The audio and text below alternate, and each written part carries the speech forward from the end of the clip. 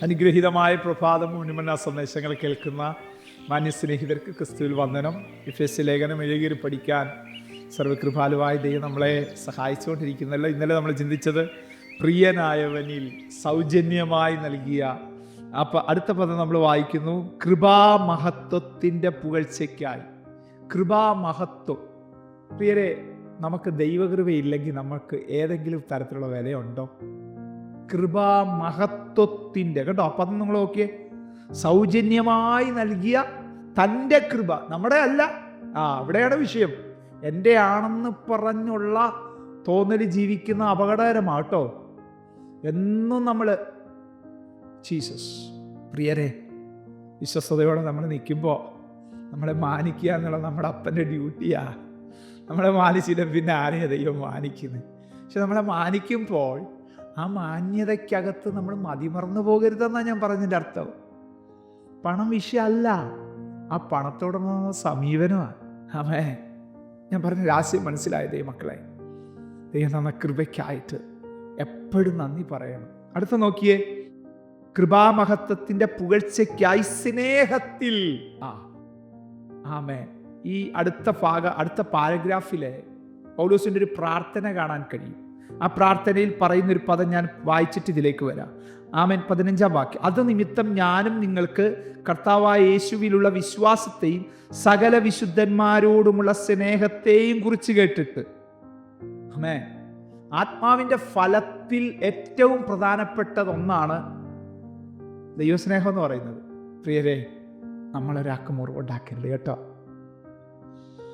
നമ്മളൊരാൾക്ക് മുറിവുണ്ടാക്കരുത്. ക്രിസ്തുവിൻ്റെ സ്വഭാവം.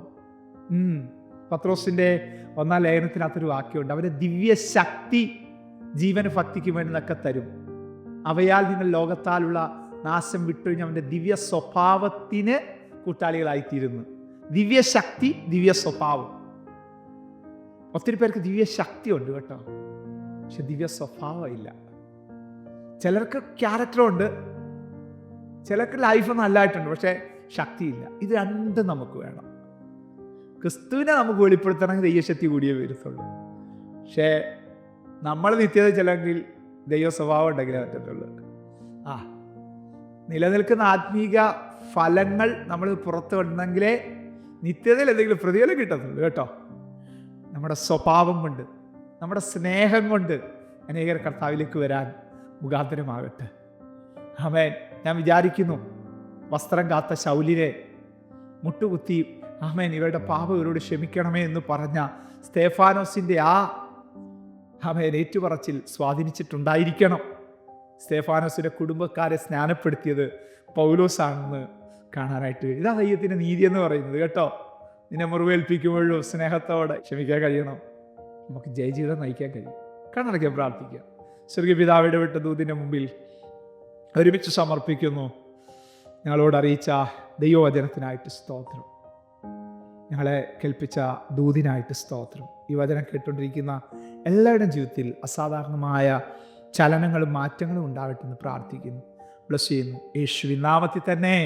ആമേൻ. God bless you. ദൈവം നമ്മെ അനുഗ്രഹിക്കട്ടെ. Praise the Lord. മോർണിംഗ് മന്ന സന്ദേശം ശ്രവിച്ചുകൊണ്ടിരുന്ന എല്ലാ ദൈവമക്കൾക്കും സ്നേഹവന്ദനം. പാസ്റ്റർ ബിനു വട്ടപ്പാറ. ഈ ദൈവവചന സന്ദേശങ്ങൾ തുടർമാനമായി ലഭിക്കുന്നതിനായി 9745600023 എന്ന വാട്സാപ്പ് നമ്പറിൽ ബന്ധപ്പെടാവുന്നതാണ്. നമ്പർ ഒരു പ്രാവശ്യം കൂടി ആവർത്തിക്കുന്നു, 97 45 60 00 23. ദൈവം നമ്മേവരെയും അനുഗ്രഹിക്കട്ടെ. God bless U.